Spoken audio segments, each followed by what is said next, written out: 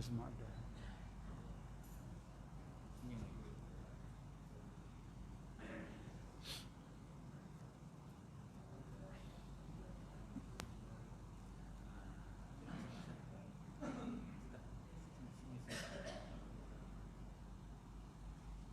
Lihat tu.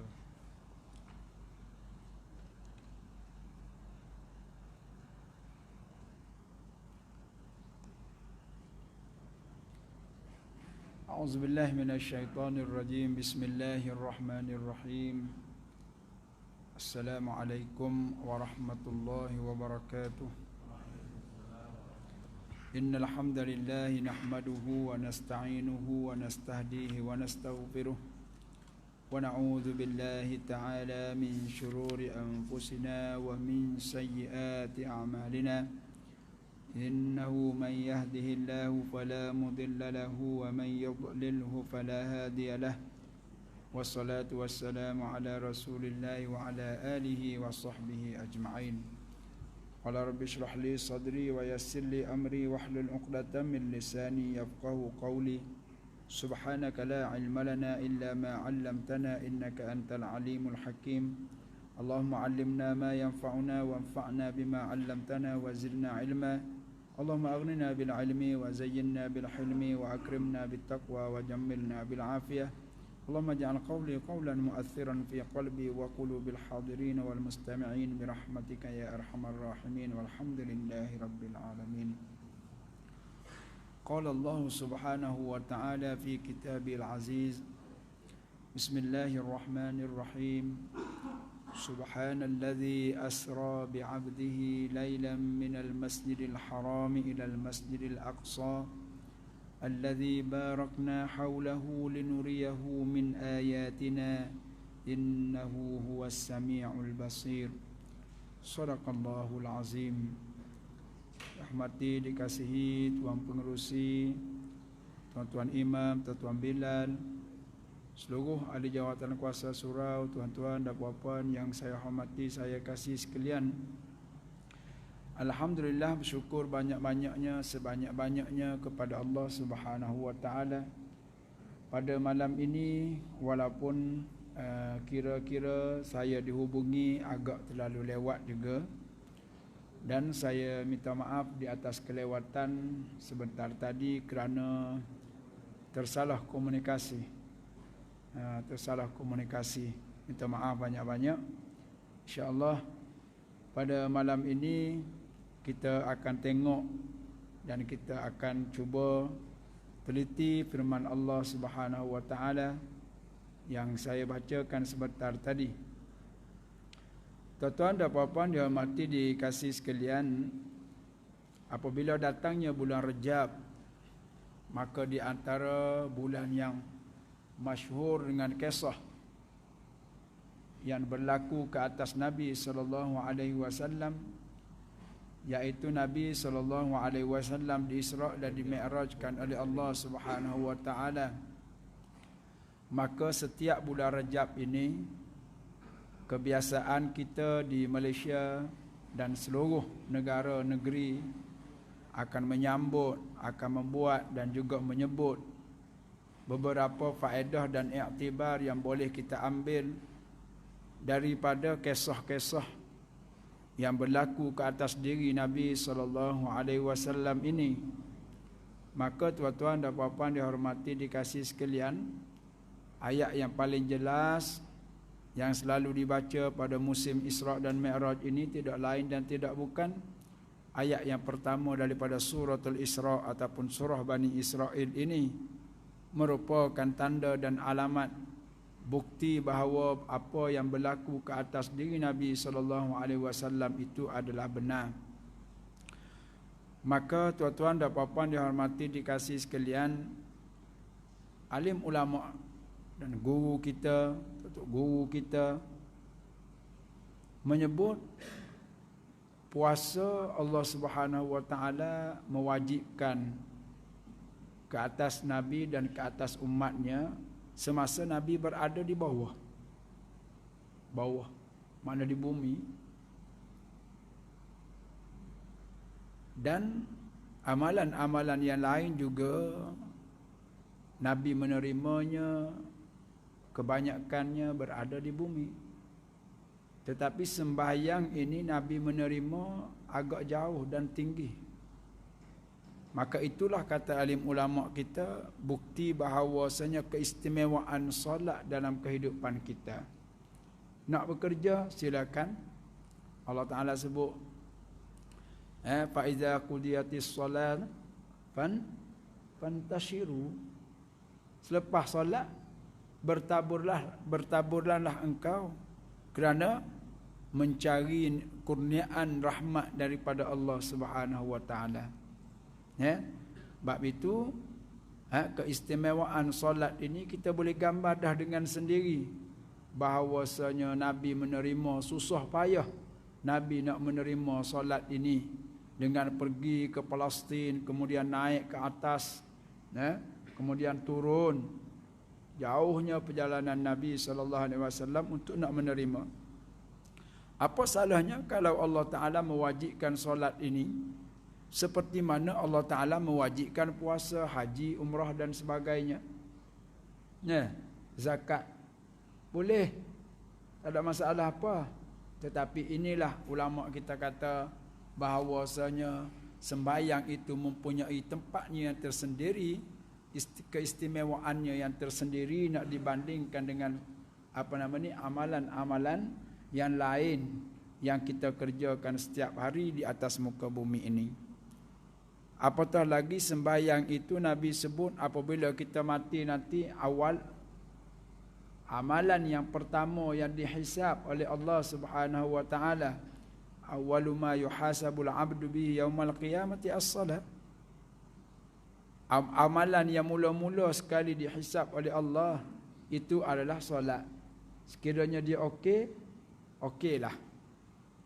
Hak lain tak okey, hak lain pun turut terganggu juga. Maka ini membuktikan kepada kita bahawa sembahyang ini adalah tempat yang paling hebat, yang paling istimewa pada Allah Subhanahu wa taala. Bahkan ia anugerahkan kepada kita sebagai umat Nabi sallallahu alaihi wasallam. Tuan-tuan dan puan dihormati dikasih sekalian, begitu juga kepada sidang penonton live yang kita adakan ini yang dihormati dikasih semua.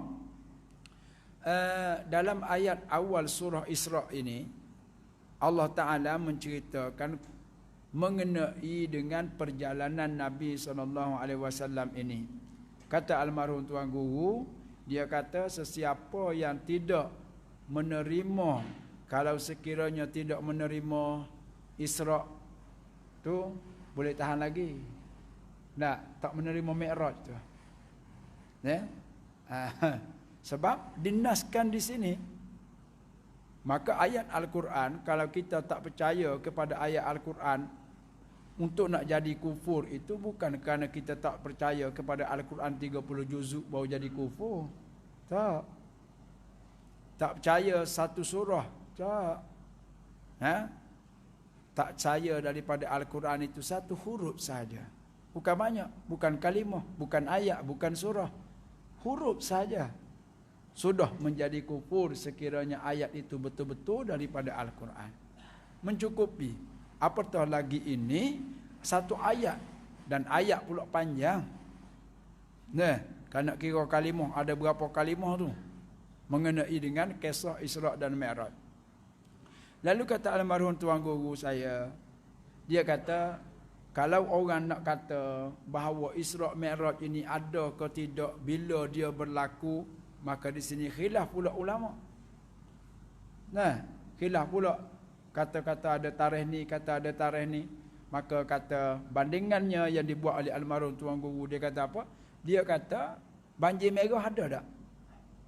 Banjir merah ada tak? Kita ada tak ketika tu? Tak ada kan? Baik. Makna bila disebut kata banjir merah tu ada, maka tak perlu nak kita nak petikai bila dia berlaku, tarikh bila dia berlaku. Dah cukup dah kata benda tu ada. Begitu juga dengan Isra. Isra ada ke tidak? Ada. Dalil bukti dalam Al-Quran. Bukti dalam Al-Quran ada mengenai dengan kisah Isra dan Mi'raj. Maka kalau tarikh ulama itu kata tarikh ini, tak apa. Yang penting dia sudah ada. Tak perlu kita nak mempertikaikan tarikhnya. Nah, yang penting dia ada. Hak tu je. Baik. Lalu Allah Subhanahu Wa Taala memulakan ayat ini. Bab itu kata almarhum tuan guru, dia kata Allah Taala bagi orang yang ada ilmu, bagi orang yang belajar dan mengetahui sesuatu benda, lebih-lebih lagi ilmu tafsir ini, Allah Taala telah meletakkan ayat ini dimulakan dengan subhana. Cukup dah. Kan kita dengar dalam kitab sirah, apabila Nabi SAW naik, kemudian Nabi turun, lalu berjumpa dengan Abu Jahal. Abu Jahal kata, ada ke cerita pelik-pelik Muhammad? Ada ke cerita? Nabi kata ada. Semalam aku di Isra' dan di Mi'raj di Palestin, kemudian naik dah. Oh, Abu Jahal kata, yalah dah Muhammad ni. Aku ingat kau betul-betul kena gitu, sawan gitu ya. Rupanya gila betul. Ya ayyuhallazi nuzila alaihi, ya ayyuhallazi wahai orang yang diturunkan kepadanya zikir, sesungguhnya engkau ini adalah majnun, gila. Disebut orang gila. Baik, maka kata Abu Lahab, nak tak kalau aku peripung orang, kemudian kau bagi tahu. Nabi kata boleh. Aku pun memang duduk mikir begitu dah. Duduk mikir macam mana aku nak peripung orang, kemudian aku nak bagi tahu bahawa tentang Isra' dan Mi'raj. Kalau kamu nak panggil orang dah, nak peripung orang, sudah boleh. Kalau Nabi panggil, boleh jadi tak ramai yang keluar. Tapi bila pemimpin yang panggil ni, orang yang ada jawatan, orang yang hebat, orang yang ada kenalan ini, yang suara dia laku ini, panggil mari. Maka Nabi cerita, maka tuan-tuan, disebut dalam kitab sirah pun, bahawasanya ramai orang yang bukan Islam, macam tadi tu, betul dah memang Muhammad ni, aku ingat kau sawan sikit-sikit, rupanya gila. Tak menasabah. Tak menasabah. Mana? Daripada Mekah nak pergi ke Palestin, naik ke atas, turun ke bawah, sebelum subuh sampai. Sebab apa? Itu sebabnya Allah Ta'ala mulakan ayat ini. Kalau mengikut kepada logik, memanglah tak boleh. Kalau mengikut pada logik, memang tak boleh. Nabi berjalan kaki.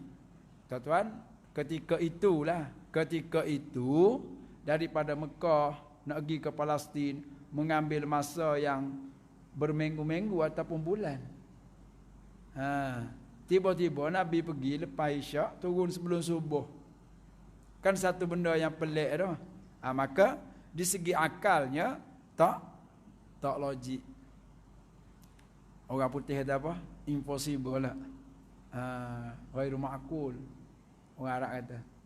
Tak menasabah. Tapi Muhammad boleh cerita boleh. Cerita boleh bahawa dia pergi begini. Itu dia minta tu. Orang yang pernah pergi ke Palestin minta. Dia kata, Muhammad, kalau sekiranya kau betul pergi ke Palestin, cuba kau sebut lampu dia ada berapa biji? Kipas dia, aircon dia, tiang dia, tingkap dia, pintu dia, ada berapa biji?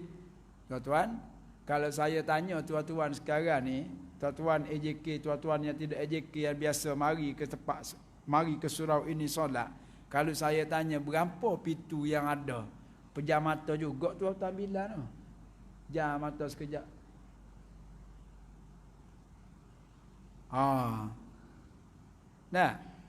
Kalau tanya tingkap pula, tingkap. Berapa tingkap yang ada? Kita pun sudah tingkap ni.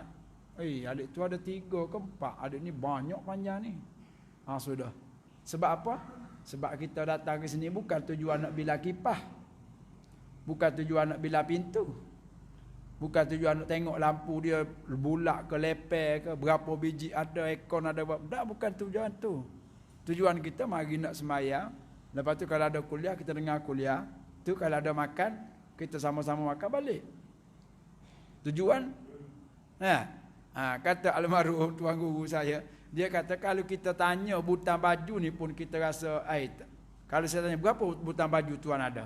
Kalau orang pakai baju Melayu, Tak, dia dapat agak-agak antara 3 dengan 5. Tak, 3 di bawah, 5, 2 di atas jadi 5. Kalau tidak 3, 1 dengan 4. Tapi nak bukti tu kena begini juga. 4. Pasal apa? Pasal kita pakai baju tu bukan nak kira berapa dia punya butan dia apa semua, bukan. Ya. Maka Nabi pun pergi ke Palestin bukan tujuan nak pergi kira berapa. Bukan kerja dia nak pergi kira pintu, nak pergi kira tiang ni kan. Nah, ketika inilah tuan-tuan dan puan, Allah Subhanahu Wa Taala gambarkan kepada Nabi. Nabi pun tengok bila gini-gini. Maka orang yang bertanya tadi, orang tu juga kata betul. Betul tu dia sebut tu.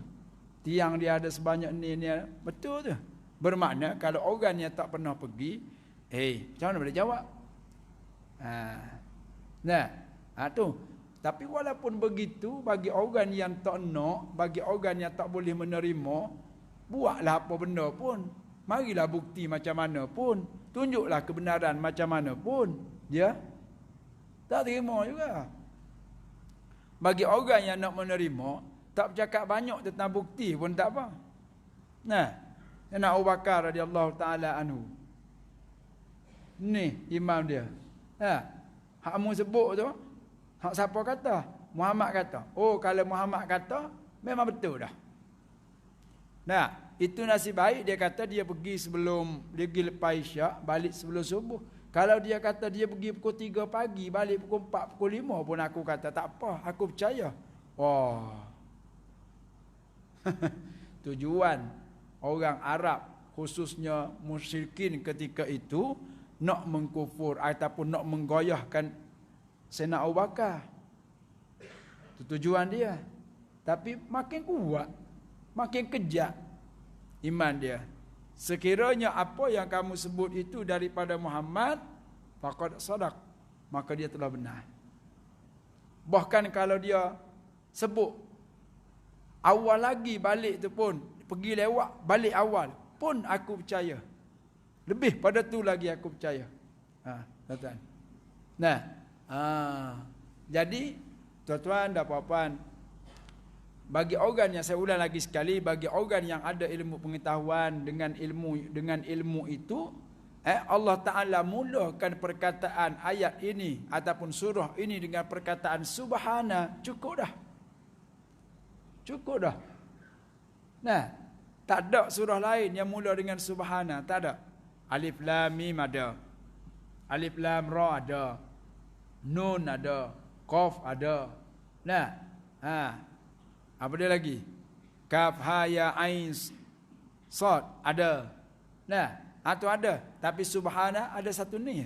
Allah Ta'ala mulakan ayat dalam awal surah ini, ataupun dimulakan surah ini dengan awalan subhana.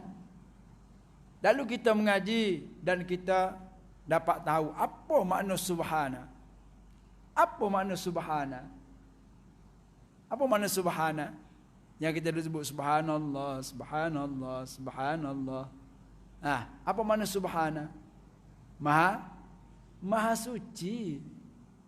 Maka alim ulama kita kata maha suci daripada apa? Yaitu maha suci Allah daripada segala sifat-sifat yang menunjukkan kepada kelemahan dan kemiskinan, kepapaan, ketidakkuasaan. Itu subhana belaka tu. Subhana, maha suci Allah Ta'ala daripada apa? Daripada sifat yang lemah, daripada sifat yang tak gagah, daripada apa? Maka dengan ini orang yang belajar, subhanalladzi asra, tak ada apa dah. Cukup dah. Allah Ta'ala mulakan dengan subhana tu, cukup dah. Menunjukkan betapa maha suci Allah daripada segala sifat-sifat kekurangan. Segala sifat kekurangan itu dinafikan dengan perkataan subhana. Maka alim ulama kita, tuan-tuan dan puan semua, dia kata apa lagi? Dia kata pelik apanya, kalaulah Nabi itu pergi berjalan kaki, memang betul itu perkara yang mustahil. Perkara yang mustahil. Tetapi kalau Nabi dibawa berjalan, tidak mustahil. Sebab tu Allah Ta'ala menyambung lagi dengan perkataannya, Subhanalladzi asra. Asra yusri isra'an. Nah, apa makna asra? Nah, berjalan di waktu malam. Itu asra. Nah, tu kehebatan bahasa Arab menunjukkan kalimah itu menunjukkan kepada maknanya yang tersendiri. Asra makna berjalan di waktu malam. Hakikat asra itu makna berjalan di waktu malam, itulah asra. Nah, maka tuan-tuan dan puan-puan sidang penonton yang dirahmati dikasih sekalian, dengan ayat yang mulakan dengan subhana tadi telah menafikan dah. Kemudian mari perkataan asra, lagi tak ada masalah bagi kita orang yang beriman, kerana Nabi itu dibawa berjalan. Lalu almarhum tuan guru saya, dia kata gini, kita nak ambil contoh. Kalau ambil contoh supaya kita mudah faham gini. Dia buat ibarat macam mana? Dia kata seekor semut. Seekor semut. Nah, semut. Kalau dia nak pergi ke Kuala Lumpur agak-agak berapa lama daripada sini, dia nak pergi tengok menara tu. Menara KLCC ke, agak-agak berapa hari perjalanan dia tu nak boleh sampai lah. Nah, lama itu kalau semut tu duduk di sini, kalau semut tu duduk di Pahang tu, duduk di Kelantan, di Terengganu tu, berapa lama nak boleh ke sampai dia berjalan. Nah, tapi kalau mengikut logik semut memang begitu. Lalu dia buat perbandingan seekor semut berjalan, lalu dia tengok ada benda dalam poket baju. Dia pun naik, dia hidu-hidu tengok ada coklat, dia pun makan. Di tengah-tengah makan coklat, sedap makan coklat tu, ataupun makan makanan yang ada dalam poket baju tu, tuan dia mari. Tuan baju tu mari, tengok, ambil baju kok dia, pakai baju kok dia, naik kereta, pergi ke KLCC, pergi ke mana-mana. Buat kerja dia, siap buat kerja dia semua, dia pun balik. Parking kereta, naik rumah, buka pintu, buka baju kok, sakut balik baju tadi, tempat asal dia tadi. Maka semut tadi pun keluar turun pergi ke sarang dia pun bercakap. Mungkin bini anak dia tanya, abang pergi ke mana? Kata nak pergi cari makan, kami anak-anak menunggu makanan. Tak balik-balik, masa ni baru balik, abang pergi ke mana? Oh, dia kata aku pergi tengok KLCC. Bukankah bini semut dia kata gila dah kau suami aku ni? Anak-anak semut pun kata sudah dah ayah aku ni. Dia kata kalau nak tipu pun biarlah agak-agak lah sikit. Kalau nak tipu pun biarlah agak-agak sikit. Dia kata betul. Aku pergi sungguh ke LCC. Cuma tak ada, dia tak ada handphone, tak boleh nak ambil bukti. Kalau ada handphone mungkin dia ambil gambar dah tunjuk kat bini anak dia. Abang pergi macam mana? Dia pun cerita. Baru bini dia kata, kalau lagu tu betul. Betul lah tu abang pergi tu. Sebab abang di perjalanan, asra di perjalanan, bukan abang berjalan sendiri. Begitu juga dengan Nabi. Nabi SAW bukan pergi dengan sendiri. Dibawa berjalan dan ditemani oleh Jibril alaihissalam. Kemudian menaiki kenderaan pula yang hebat. Tuan-tuan tak payah nak fikirlah bagaimana rupa borok tu, tak payah duk fikirlah. Kalau duk fikir nanti buat duk sakit kepala saja-saja. Ada buat badan manusia, rupa macam rupa, kepala manusia, badan macam badan kuda. Kemudian ada hak jantan pula, ada hak betina. Tak payah duk fikirlah. Yang penting Nabi tu naik buruk, satu kenderaan naik buruk yang Nabi kata tak besar dan tak kecil. Besar pada kambing, kecil pada baral ke apa. Lebih kurang macam saiz kuda gitulah. Gitu ya. Tu kita beriman dengan begitu sudah, tak payah dia ni ada kepala, lepas tu Nabi pegang di telinga dia ke, ataupun dia ada keng macam kita naik kuda tu. Tak payah nak fikir.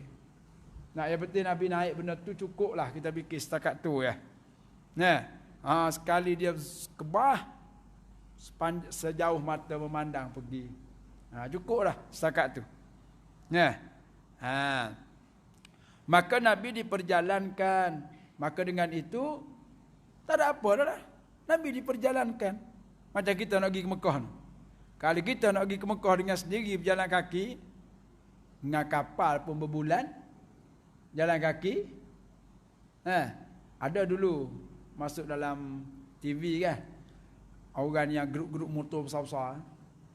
Mula-mula tu dengan kereta, lepas tu grup motor besar pula yang pergi ke Mekah melalui jalan darat daripada Kuala Lumpur masuk ke kok sebelah Kelantan, kemudian masuk kok sebelah Thailand, naik kok Vietnam semua, Kemboja, naik berapa bulan? Kalau tak silap saya 3 bulan, kalau tak silap saya lah, wallahu alam, ingat tak ingat.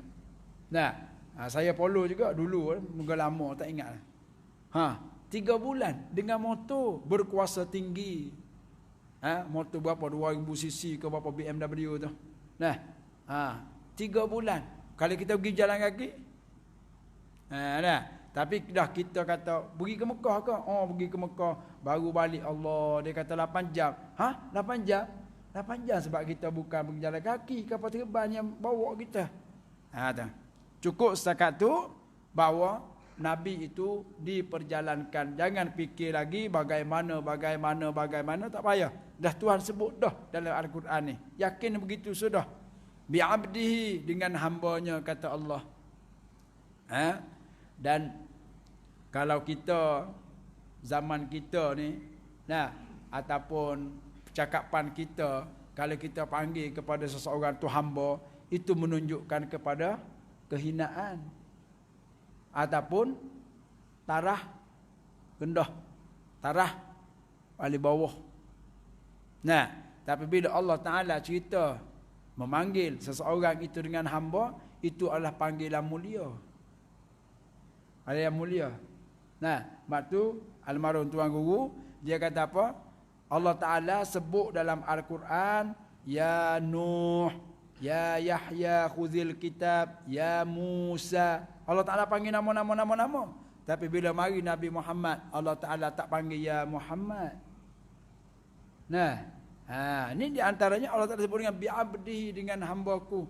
Panggilan yang manja, panggilan mulia, menandakan ketinggian pangkat dan darjat di Nabi kita SAW di sisi Allah Subhanahu Wa Ta'ala. Kalau Nabi itu pangkatnya tinggi, Nabi itu ada nama, Nabi itu makruf dan masyhur di sisi Allah, apakah kita tidak berbangga menjadi hamba dia? Sehingga Nabi Musa juga nak menjadi umat Nabi kita SAW, tiba-tiba kita rasa tak suka, kita rasa tak happy. Kemudian perkataan lailan.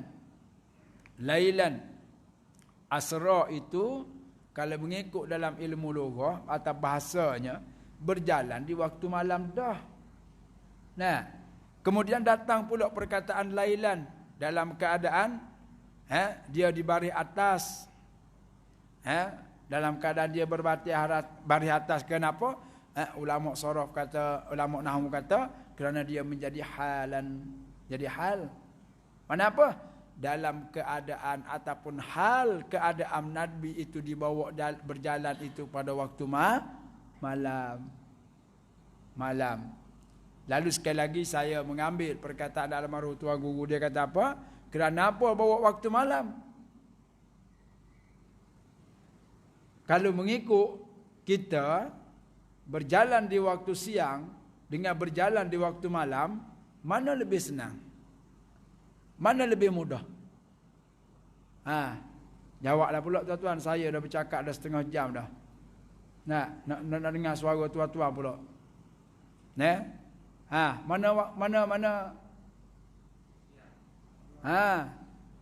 Mana lebih senang kita berjalan siang ataupun berjalan malam? Malam dah. Malam. Apa malam? Siang lah. Siang lebih senang. Sebab apa?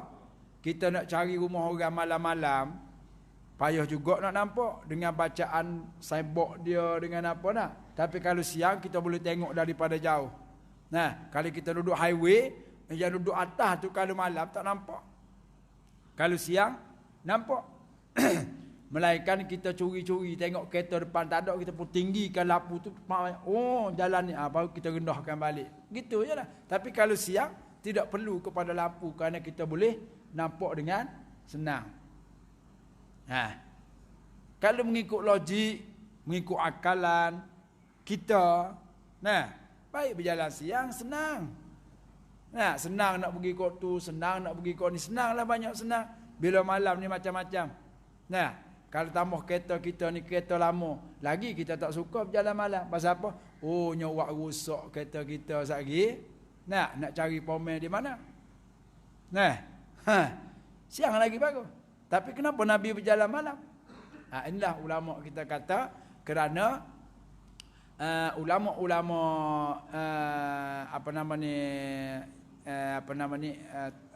tasawuf ini, dia kata apa dia? Dia kata malam itu merupakan tunggangan ataupun kuda bagi seorang hambanya untuk bertemu dan bercakap-cakap dengan Tuhannya malam.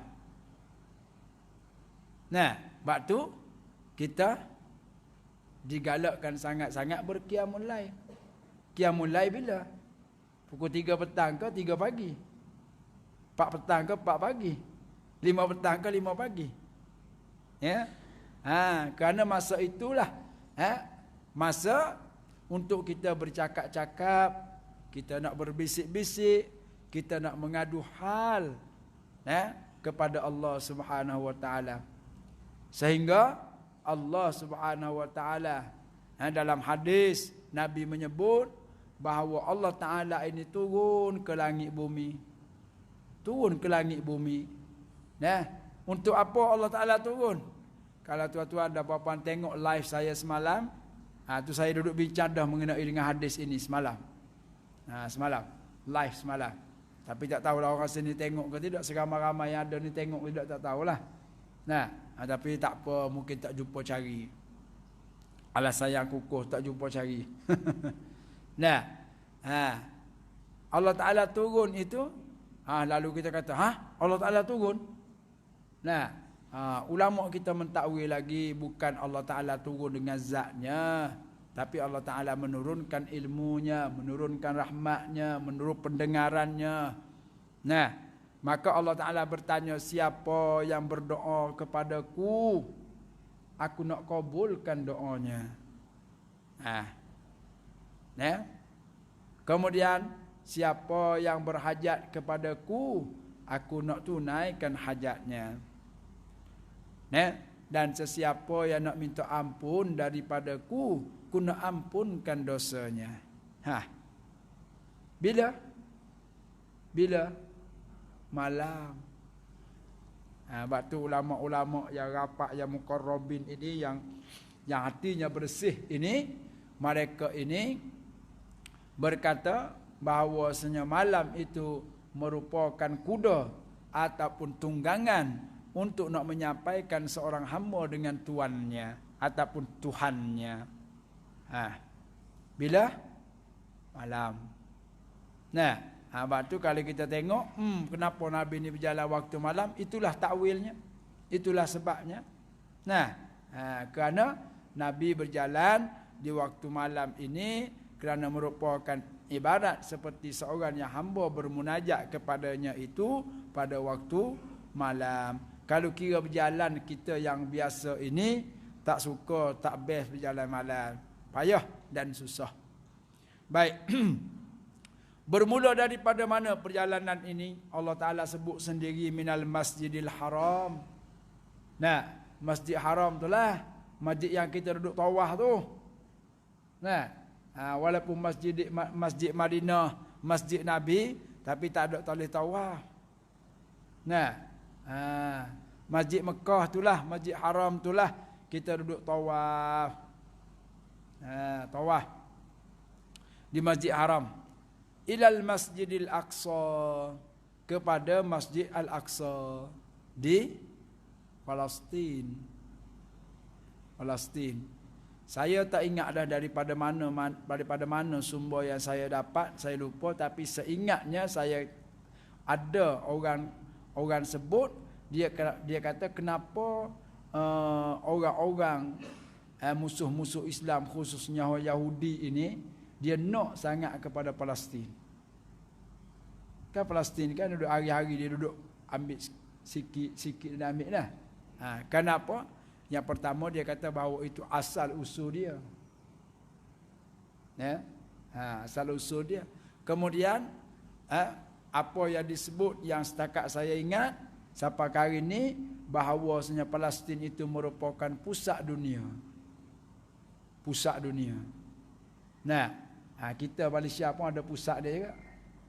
Nah, perkataan pusat itu adalah perkataan yang menunjukkan kepada kesibukan, kehebatan pusat bandar, pusat tadbir. Nah, pusat apa dia? Sebut gilah pusat daripada kita pusat dah. Dah. Kita pun juga ada pusat. Baik.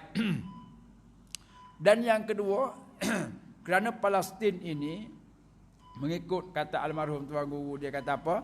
Dia kata di bumi Palestin inilah banyaknya timbul ataupun tempatnya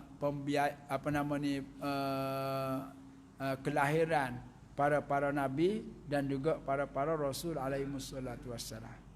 Di Palestin lah.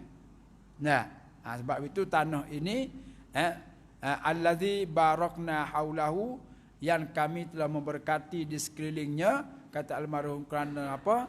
Kerana di sekeliling itulah, kalau tidak di sini, tidak di sini, di sekeliling itulah tempat timbul dan tempat munculnya banyak para nabi dan juga para rasul alaihi wassalatu wassalam.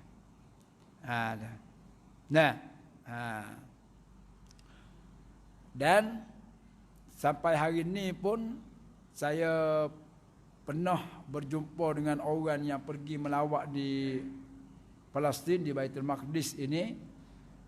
Dalam mengikut dalam kitab sirahnya, kan ada batu tu yang nak mengikut Nabi tu kan. Ingat tak? Batu itu terampung. Maknanya dengan tidak ada benda yang memegang dia. Mana batu tu terampung. Tetapi orang-orang Yahudi dan juga orang-orang yang berada di sana tu, dia nak menutupi kehebatan dan mukjizat ini, maka dia tutup di sebelah bawah. Menyebabkan kalau kita tengok batu tu macam duduk atas benda dan sebagainya. Tu. Nah, sedangkan tak, batu tu duduk terapung. Allahu akbar. Linuriyahu min ayatina, untuk kami nak memperlihatkan tentang daripada tanda-tanda kekuasaan kami. Kata almarhum, bila sebut ayat ini ada dua makna. Disebutkan ayat ini ditelokkan dua makna. Yang pertama, makna ayat itu dinisbahkan kepada ayat-ayat Al-Quran. Kita pun sebut ayat Al-Quran juga. Tak? Tadi kau baca apa tadi tu? Oh, ayat Quran. Ayat juga. Nah, satu lagi ditelokkan bila sebut ayat ini ataupun ayat ini disebut dengan makna dalil-dalil yang jelas, yang nyata, yang duduk di hadapan mata kita, disebut ayat juga. Nah, maka ini ayat yang pada makna yang kedua lah. Makna yang pertama pun dia, makna yang kedua pun dia. Iaitu kesemuanya itu kami linuriyahu, kami nak memperlihatkan daripada ayat-ayat ataupun tanda-tanda kekuasaan kami, kata Allah Subhanahu wa taala. Ya. Maknanya bagi kita orang Islam, Nabi diperjalankan ini dengan naik burak daripada Mekah ke Palestin, kemudian naik ke atas, turun ke bawah dalam masa yang begitu singkat. Maka ini merupakan tanda-tanda kebesaran, tanda-tanda kehebatan, tanda-tanda keagungan Allah Subhanahu wa taala. Ya, rekasnya tuan-tuan dan puan, Nabi berjalan daripada nak masuk pergi ke Palestin, kemudian menjadi imam kepada sebahagian daripada para nabi dan rasul. Kemudian Nabi naik ke atas langit yang pertama, ditanya naik langit yang kedua ditanya, naik langit yang ketiga ditanya, sampailah kepada satu tahap Jibril tak boleh naik lagi dah. Nah, di situlah tuan-tuan dan puan Nabi berjumpa wallahu subhanahu wa ta'ala a'lam bagaimana dia berjumpa dengan Allah, kemudian dia menerima kewajipan solat. Walaupun solat yang kita buat ini 5, tetapi di segi pahalanya dia menepati pada asalnya, iaitu 50. Nah, maka diriwayat juga, diceritakan juga Nabi Musa alaihissalam apabila dia terasa nak bermunajat kepada Allah, nak melihat Allah. Bermunajat nak melihat Allah, maka ketika itu Allah Ta'ala kata tak boleh. Nah, dia minta juga, maka Allah Ta'ala kata tak apa, kau lihatlah bukit tu. Fa in istaqarra makanahu fasawfa tarani. Tapi tak ada nak tengok lagi. Dia telah jatuh pingsan. Maka dia bercita-cita nak melihat tapi tak sampai. Maka setengah daripada riwayat kata dia nak berjumpa dengan Nabi Muhammad sebab apa? Sebab dia nak melihat mata yang dapat melihat kekuasaan Allah Subhanahu wa taala sekira-kira diperlukan kepada kita sembahyang ini secara berdepan ataupun secara yang dikehendaki oleh Allah. Wallahu alam, tak tahu macam mana caranya. Tapi begitulah cara Nabi sallallahu alaihi wasallam menerima solat. Solat. Maka sebab itu Nabi Musa bercita-cita nak melihat, nak bertemu dengan mata yang dapat melihat Allah Subhanahu wa taala dalam keadaan dia masih lagi hidup. Maka lihat itu kita pun, Nabi pun tak cerita bagaimana, cuma disebut aku dilikungi oleh cahaya ataupun benda yang putih. Setakat tu je. Tak payah kita nak mentakwil banyak, tak payah nak fikir-fikir banyak. Jangan tanya saya pun tak boleh jawab juga. Iman kita Nabi sebut begitu sudah. Tapi oleh kerana orang kita ni dia orang kata banyak songe. Dia banyak songe. Kalau pergi bila? Kalau balik bila? Kalau berjumpa di mana? Dah. Kita sebut dah sini. Allah Ta'ala sebut dah perjalanan Nabi itu yang semua Nabi berjumpa itu dan ini, itu adalah satu kemuliaan yang Allah Ta'ala berikan kepada baginda Nabi sallallahu alaihi wasallam untuk nak memperlihatkan ayatina, tanda-tanda kekuasaan kami. Kerana innahu huwas samiul basir, kerana Allah Subhanahu wa taala itu ya Allah as-sami' yang maha mendengar, al-basir yang maha melihat. Kerana mendengar dan melihat rintihan seorang Nabi sallallahu alaihi wasallam, kan Nabi sedih tu ketika tu. Maka hasil daripada kesedihan itulah Allah Ta'ala mendengar rintihan Nabi, Allah Ta'ala melihat keadaan Nabi, maka Allah Ta'ala memperjalankan. Jadi kita pun, kalau kata almarhum tuan guru saya, dia kata bila kita ni pun tengok isteri kita nampak macam tak ada mood nak masuk apa semua kan, kalau tak nak pergi bawa ke pantai ke manakah, kita bawa lah dia pergi kedai makan pun tak apa dah. Nak hilang mood dia tu. Tu secara psikologi. Maka tuan-tuan dan puan-puan dihormati dikasih sekalian, itulah perjalanan Nabi secara ringkasnya yang boleh saya sebut. Kalau nak kira, tak daripada tadi pukul 7.45 tak naik-naik lagi. Sebab saya terkejut tengok mula tadi dengan jam 4.45 dah bagus. Dah berjalan jauh dah rasa ni siapa apa kepala sting tak 7.45 lagi.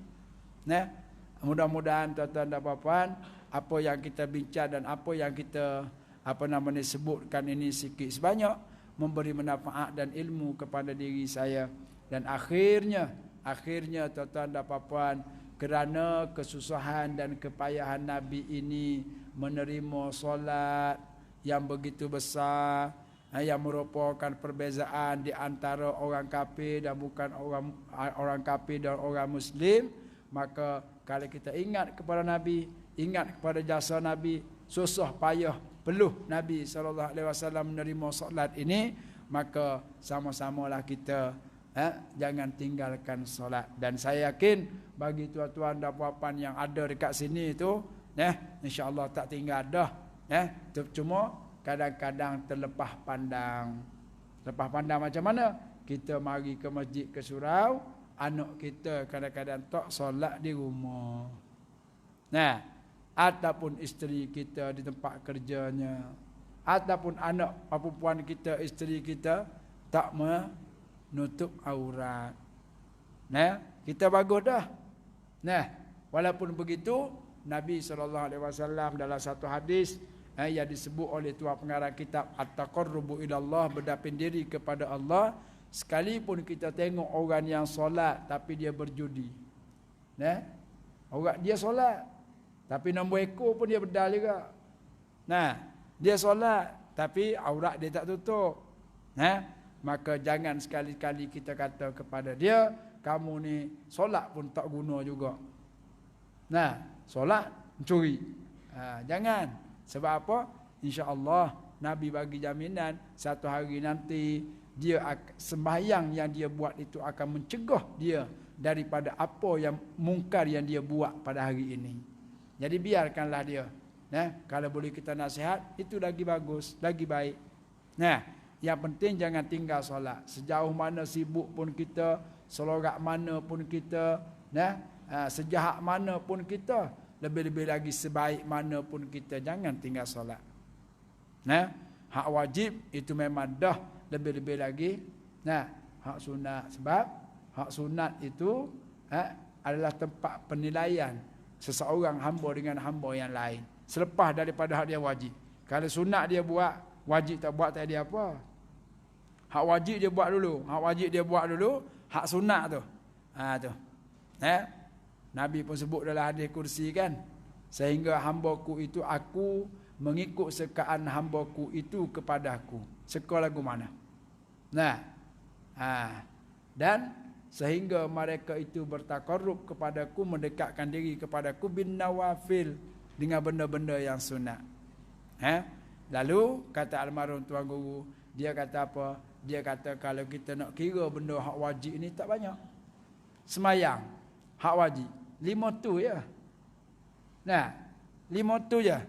Malah bagaimanapun subuh tetap 2 rakaat. Rajin bagaimanapun subuh tetap 2 rakaat. Ataupun orang tu dia menega-menega tak untung, maka subuh tetap 2 rakaat juga. Tapi orang tu dia menega untung banyak, 1.8 untung, maka sembahyang subuh tetap 2 rakaat juga. Tak berubah. Tapi sembahyang sunat, masya-Allah, kita boleh pilih banyak mana yang kita nak. 10 ke 100 rakaat kita boleh pilih. Sebab itulah keistimewaan bagi orang yang sentiasa melazimkan dengan perkara-perkara yang sunat ini, sehingga Allah Ta'ala jadikan telinganya itu adalah Allah. Bagaimana nafsi macam mana, wallahu a'lam. Itu sebab itulah tuan-tuan dan puan-puan, sidang penonton yang hormati dikasih sekalian, walau kita tak tutup aurat sekalipun, walaupun kita tak baik, walaupun kita jahat, walaupun kita apa sekalipun, sibuk ke tak sibuk ke, solat jangan tinggalkan. Buatlah. Kalau tak sempat nak panjang wirid, tak sempat nak baca apa-apa pun tak apa, bacalah ayat-ayat yang pendek, kemudian bacalah wirid-wirid yang pendek. Paling tak ada astagfirullahalazim 3 kali cukuplah. Kalau tidak kita tambahlah lagi dengan wirid-wirid zikir-zikir yang datang yang waridah daripada Nabi SAW, kerana semuanya itu merupakan satu rahmat daripada Allah untuk kita beramal, dan amalan itu bukan untuk orang lain, untuk diri kita juga, bukan untuk orang lain, untuk diri kita juga. Semayang, saya bukan tak nak semayang ni, kalau saya tutup kedai 5 minit rugi dekat 500,000 juta. Ya, atas dunia hari ni kita kata memanglah rugi 500,000 juta. Masuk kubur nanti barulah kita tahu bahawasanya kalaulah kita ada dunia ini milik kita semuanya, kita nak gantikan dengan satu sembahyang pun tak boleh. Apatah lagi kalau kita tinggal semaya 5 minit utuh RM5 je. Nah, tinggal semaya dengan utuh RM5. 50 tak ada apa lagi. Hatta 500 sekalipun. Ya. Tu tuan-tuan dan puan-puan tak tahulah. Mudah-mudahan kita sama-sama doa, kita sama-sama mengaminkan doa yang dibaca agar kita, anak-anak kita, ahli keluarga kita ini sentiasa melazimi dan istiqamah dengan sembahyang dalam keadaan sibuk ataupun tidak, senang ataupun susah, musafir ke bermukim ke, kita tetap melakukan solat. Saya rasa cukuplah setakat itu dulu. Yang baik itu pastinya daripada Allah Subhanahu Wa Taala, yang tidak betul dan tidak tepat itu daripada kejahilan, terkasar bahasa, tersilap budi bicara. Mohon ampun dan maaf. Aku qauli hadza wa astaghfirullahal azim li wa lakum. Wassalamualaikum warahmatullahi wabarakatuh. Subhanakallahumma wa bihamdika asyhadu an la ilaha illa anta astaghfiruka wa atubu ilaik. Bismillahirrahmanirrahim. Wal 'asr. Innal insana lafi khusr illa alladhina amanu wa 'amilus solihat wa tawassaw bil haqqi wa tawassaw bis sabr. A'udzubillahi minasyaitonir rajim. Bismillahirrahmanirrahim. Alhamdulillahirabbil alamin wassalatu wassalamu ala rasulillah wa ala alihi wa sahbihi ajma'in. Allahumma 'allimna ma yanfa'una wanfa'na bima 'allamtana wa zidna 'ilma. Allahumma aghnina bil 'ilmi wa zayyinna bil hilmi wa akrimna bit taqwa wa jammilna bil 'afiyah. اللهم إنا نعوذ بك من علم لا ينفع ومن قلب لا يخشع نفس لا تشبع ومن دعوة لا يسمع ونعوذ بك يا ربنا من هؤلاء الأربع. صلى الله على سيدنا محمد وعلى آله وصحبه والحمد لله رب العالمين. والسلام عليكم ورحمة الله وبركاته.